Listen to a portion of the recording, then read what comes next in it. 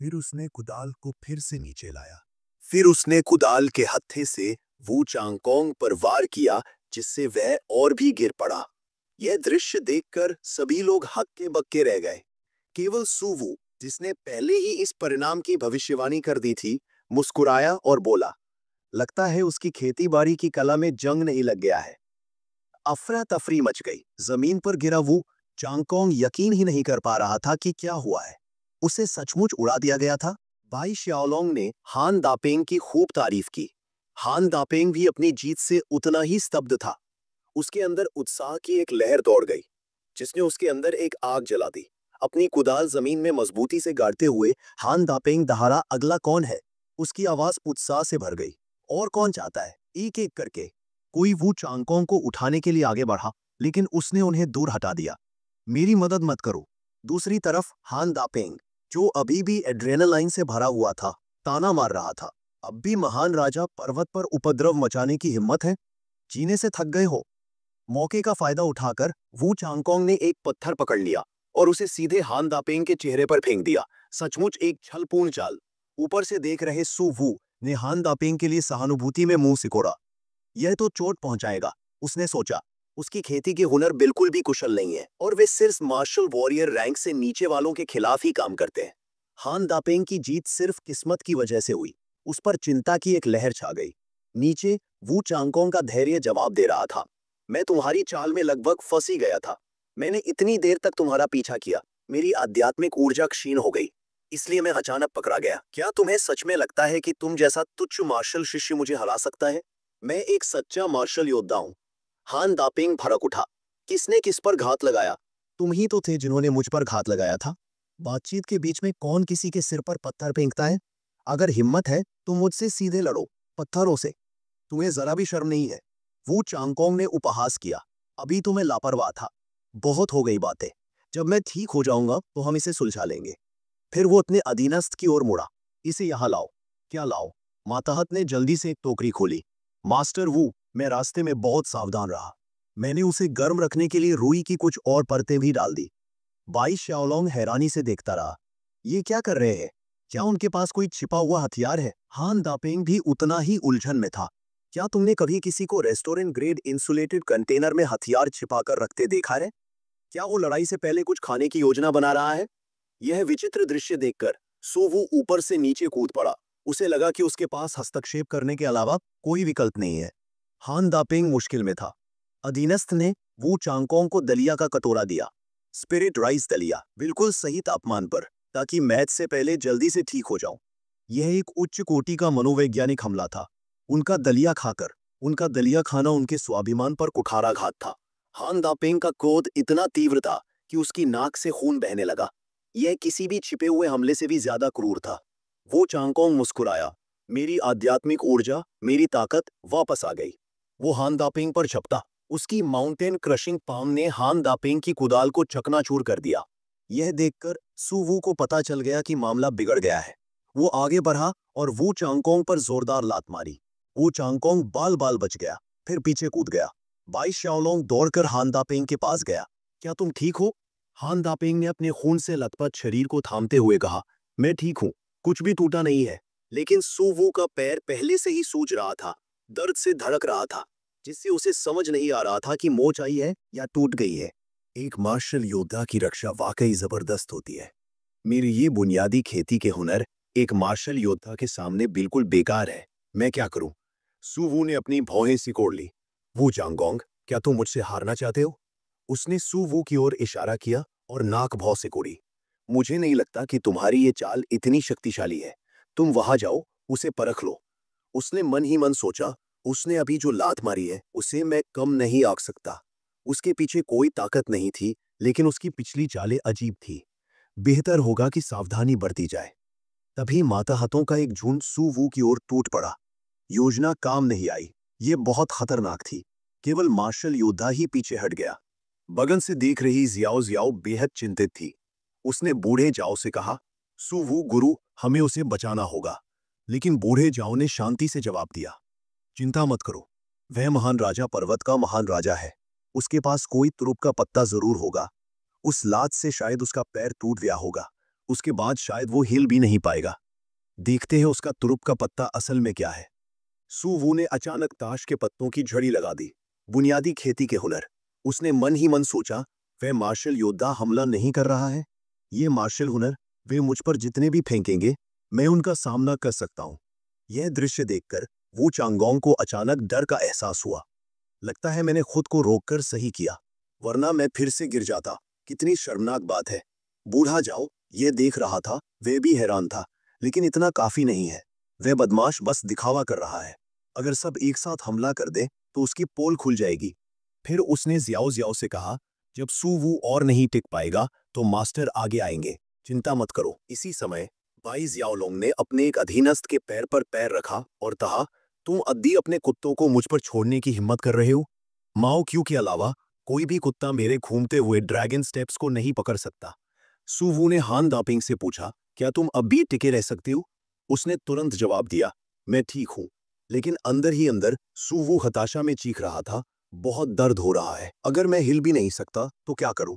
Liu सियुआन को अचानक एक विचार आया, कुत्तों को छोड़ दो। हान दापिंग लड़ाई से बाहर है और बाई जियाओलोंग सिर्फ भागना जानता है। कुत्तों को पानी पर रखने दो। वू चांगोंग ने सोचा कि यह एक अच्छा विचार है और उसने किसी को कई काली पूंछ वाले शिकारी कुत्ते लाने का आदेश दिया। सु वू का चेहरा काला पड़ गया। इस बीच बाई जियाओलोंग अभी भी शेखी बगा रहा था, कुत्तों को छोड़ना बेकार है, वे मेरे घूमते हुए ड्रैगन स्टेप्स तक नहीं पहुंच सकते। अगर तुम सब पहले ही मुझ पर टूट न पड़ते तो इतनी आसानी से वार कैसे कर पाते? सु वू ने मन ही मन उसे कोसा। हान दापिंग का खून बहना अभी अभी बंद हुआ है और मैं हिल भी नहीं सकता। उन्हें पता भी नहीं चलेगा कि मैं घायल हूं। तुम्हारे भागने से क्या फायदा? वू चांगोंग जोर से हंसा और उससे पूछा, अब डर लग रहा है? बगल में बैठे बूढ़े जाओ को बड़ा मजा आया। उसने जियाओ जियाओ से कहा, जरा रुको। वे दरअसल सु वू के मदद मांगने का इंतजार कर रहा था ताकि वह अपनी मार्शल सेंट की ताकत दिखा सके। तभी माओ क्यू ने एक हल्की सी भौंक दी। माओ क्यू की वूफ सुनकर शिकारी कुत्ते अचानक डर गए। उनमें डर के लक्षण दिखने लगे, रोए खड़े हो गए, पसीना बह रहा था, पूंछें टांगों के बीच दबी हुई थी और वे धीरे धीरे फुसफुसा रहे थे। माताहतों को यह अजीब लगा और उन्होंने पूछा, इन कुत्तों को क्या हो गया है? इनके बाल क्यों खड़े हो गए हैं? एक और कर्मचारी जो उतना ही उलझन में था बोला, और इनकी पूंछ भी अंदर की ओर मुड़ी हुई है। अचानक शिकारी कुत्ते चारों दिशाओं में बिखर गए, माताहतों को ठोकर मारकर जमीन पर गिरा दिया। वे चिल्लाए, रुको, हम उन्हें रोक नहीं सकते। क्या ये सब पागल हो रहे हैं? एक अधीनस्थ जिद से पट्टे से चिपका हुआ भागते हुए कुत्तों द्वारा घसीटा जा रहा था। उसका सिर कुछ चट्टानों से टकराया। आह, वह चीखा, मेरा सिर! उस बदकिस्मत अधीनस्थ के सिर से खून की धारा बहने लगी। उसके आसपास के लोग बस आहें भर रहे थे। बूढ़े झाओ और श्याओ श्याओ भी अचानक हुए घटनाक्रम से उतने ही हतप्रभ थे। हे भगवान! बूढ़े झाओ बुदबुदाए, इस बूढ़े संत के लिए अपनी कला दिखाने का एक और मौका चूक गया। कितना निराशाजनक है। जियाओ जियाओ ने भी उसकी भावनाएं साझा की। ये किस तरह के कुत्ते हैं? उसने जोर से सोचा। ये देखने में तो खूंखार लगते हैं, पर हैं कितने कायर। बेवजह परेशान थी। ये हमारे माओ क्यू जितने बहादुर भी नहीं है। सु वू ने मन ही मन सोचा, ये वाकई मार्शल शिष्यों का झुंड है। हाँ, मैं माओ क्यू के बारे में तो लगभग भूल ही गया था। माओ क्यू के इलाके में इनकी इतनी हिम्मत कैसे हुई? ये तो मानो मौत की भीख मांग रहे हैं। बाई शियाओलोंग ने अपनी अकड़ वापस लाते हुए ताना मारा, तो अब भी मुझे काटना चाहते हो? अब डर गए हो ना? सु वू, जिसका दिमाग अभी भी दौड़ रहा था, चिल्लाया, अच्छा, तुम्हारे पास और भी कोई तरकीब है? पाने से तिलमिलाए वू चांगकोंग को उन अजीबोगरीब तकनीकों से मिली अपमानजनक हार याद आ गई। हान दापेंग ने भी एक तकनीक इस्तेमाल की थी और अब उसके शिकारी कुत्ते बेवजह डरकर भाग गए थे। क्या ये महान राजा पर्वत राक्षसों से भरा हो सकता है? वह बेचैनी से सोचने लगा। गला साफ करते हुए उसने कहा, मैंने पहले तुम्हें कम आंका था। मैं युवा गुरु वू मानता हूं कि तुम में बहुत प्रतिभा है।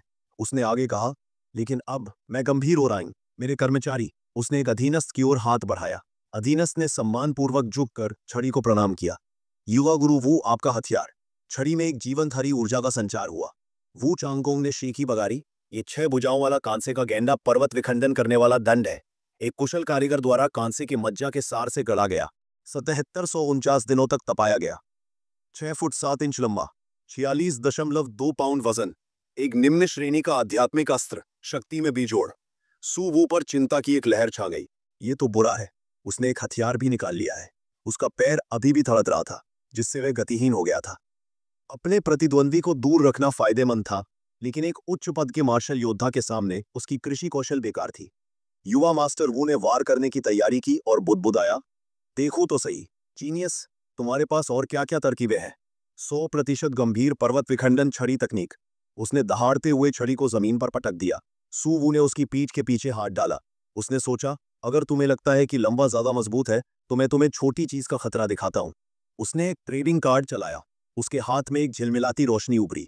सू वू ने एक क्लीवर निकाला। बाई श्याओलोंग मुंह खोले खड़ा रहा। उसने अपनी कमर से एक छुरी निकाली।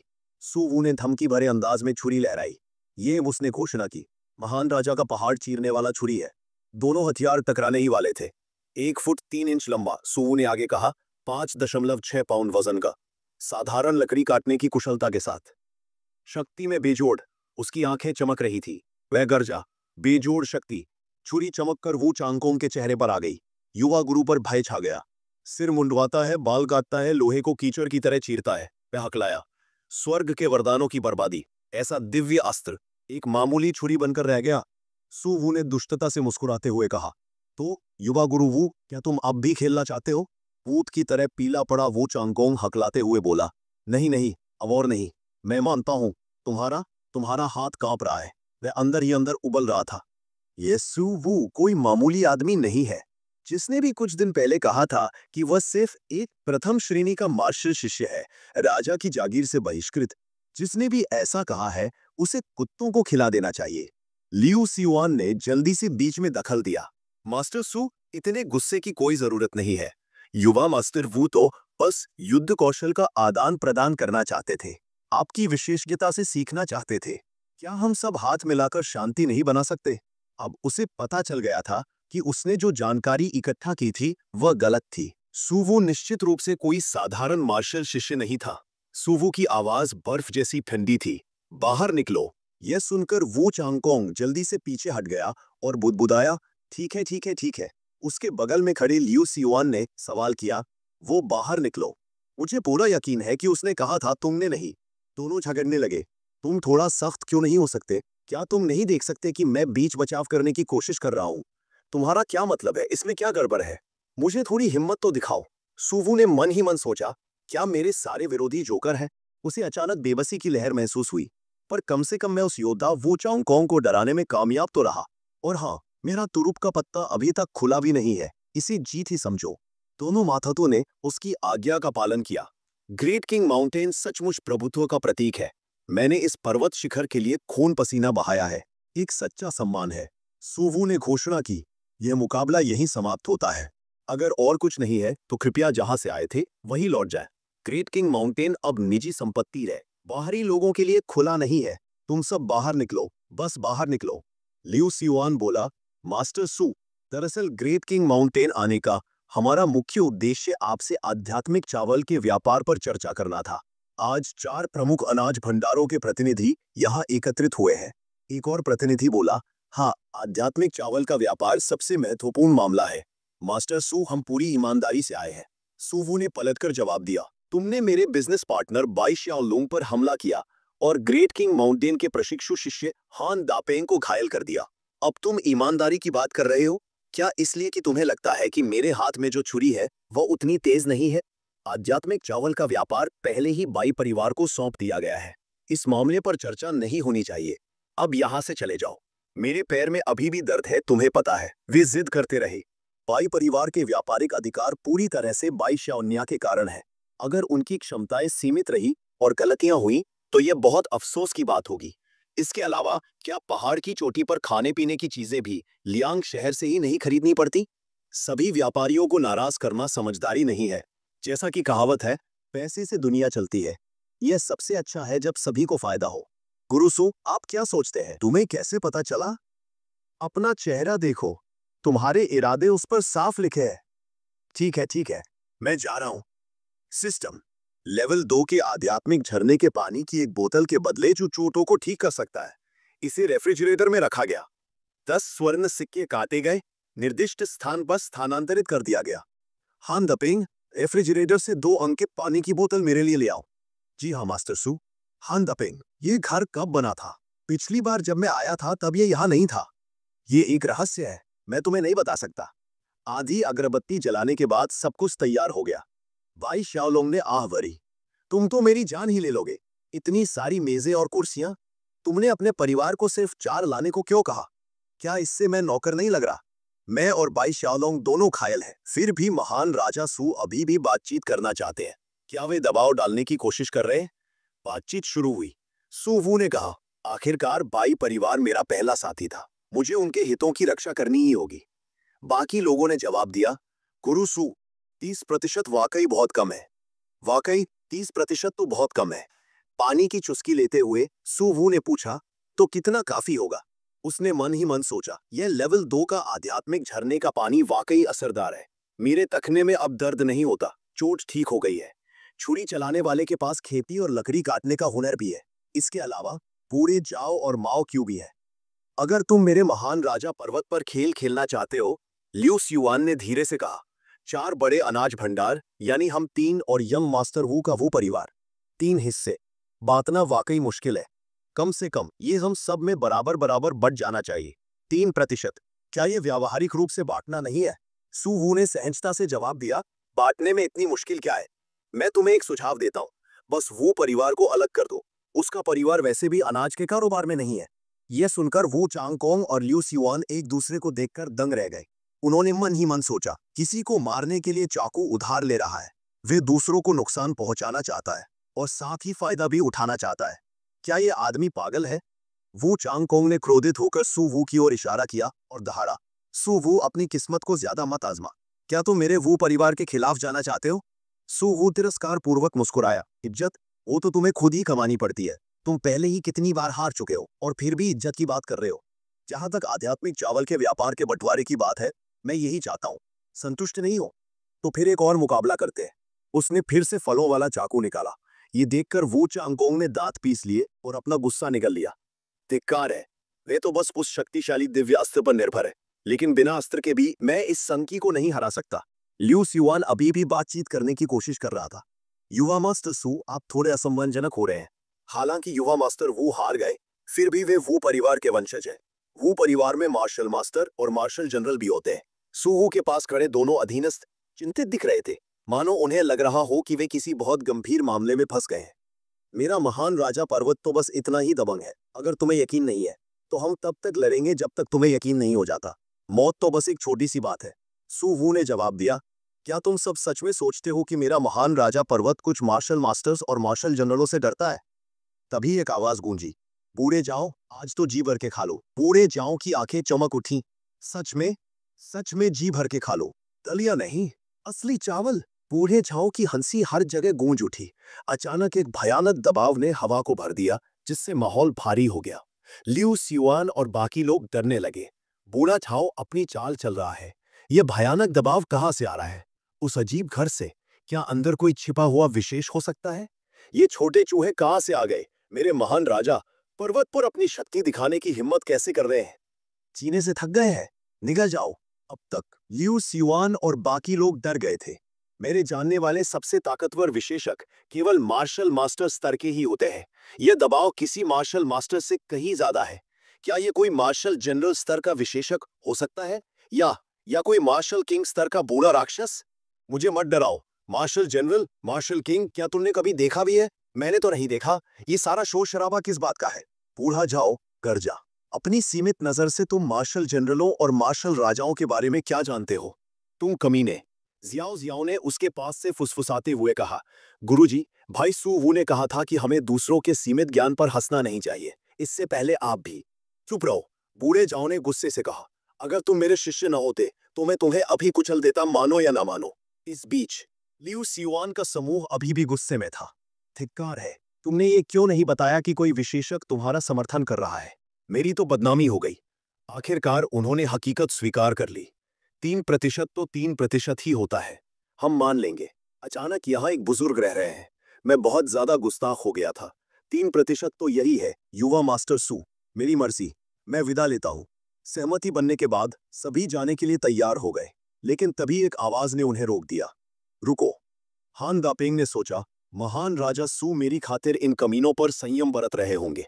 अगर मैं होता तो इन्हें एक दाना भी नहीं देता। एक विद्वान अपने विश्वास पात्र के लिए मरता है। आज से मैं हान दापेंग, महान राजा पर्वत के प्रति अपनी वफादारी की शपथ लेता हूँ। लियू सियुआन ने मुड़कर पूछा, क्या युवा गुरु सू के पास और